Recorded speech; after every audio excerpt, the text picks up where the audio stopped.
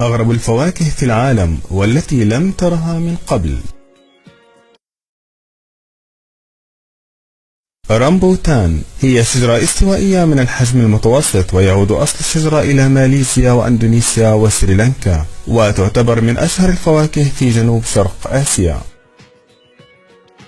الإيقي هي فاكهة استوائية يعود أصلها إلى أفريقيا الغربية، وبالأخص إلى دول الكاميرون، وتم نقلها إلى جامايكا وأصبحت معروفة فيما بعد في منطقة الكاريبي.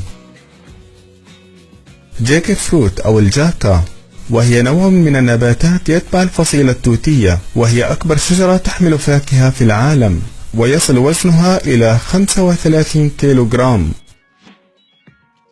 يد بوذا أو الأترج ذات عطر فواح، وهي فاكهة تشبه أصابع اليد، ويرجع أصلها إلى شمال شرقي الهند والصين.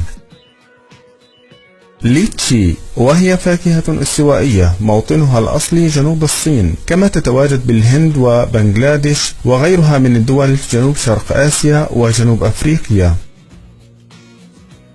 الشيريمويا، وتسمى أيضا الآيس كريم لأن هذه الفاكهة من الداخل تشبه الآيس كريم، ويصفها البعض بأنها من ألذ الفواكه طعما. بروكلي رومانسكو، عرفت هذه الفاكهة لأول مرة في إيطاليا، وشكلها يشبه القرنبيط.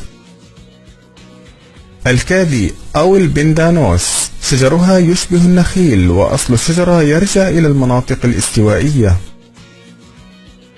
المانجوستين، تزرع هذه الفاكهة في جنوب شرق آسيا منذ آلاف السنين، ويتم استخدامها عادة كالعصائر. أكيبيا، تعتبر هذه الفاكهة حديثة العهد في أمريكا، ولكنها فاكهة شعبية في اليابان. سالاك أو ما تعرف بفاكهة الثعبان، وهي نوع من الأشجار النخيلية، وموطنها الأصلي إندونيسيا. الحرنكش، وهو نبات ينتشر في حوض نهر النيل، وثمرته تشبه حبة العنب داخل إطار ورقي جاف وخفيف، ويقال أن الفراعنة استعملوه كمقوي عام للجسم. السفرجل الهندي، ويعرف في بعض البلدان باسم القشطة الصدفية، وهي من النباتات التي تنمو في المناطق الآسيوية من أمريكا اللاتينية وجزر الهند الغربية. كيوانو، أو ما تعرف بالخيار الأفريقي، وكانت تزرع أساسا في أفريقيا، وطعمها يشبه الموز غير الناضج. فاكهة التنين، أو ما تعرف باسم بيتايا، وهي فاكهة من أنواع الصبار، وموطنها الأصلي في المكسيك. سابوتا، وهي تعرف أيضا باسم سابوديلا، وهي شجرة دائمة الاخضرار وذات عمر طويل، موطنها الأصلي جنوب المكسيك وأمريكا الوسطى ومنطقة البحر الكاريبي. البرتقال الياباني، أو ما يعرف بالبرتقال الذهبي، وهي فاكهة بلون البرتقال صغيرة الحجم، تزن بين 8 إلى 10 جرامات، ويبدو شكل الحبة كحبة الزيتون الكبيرة، وتتميز بطعمها الحلو.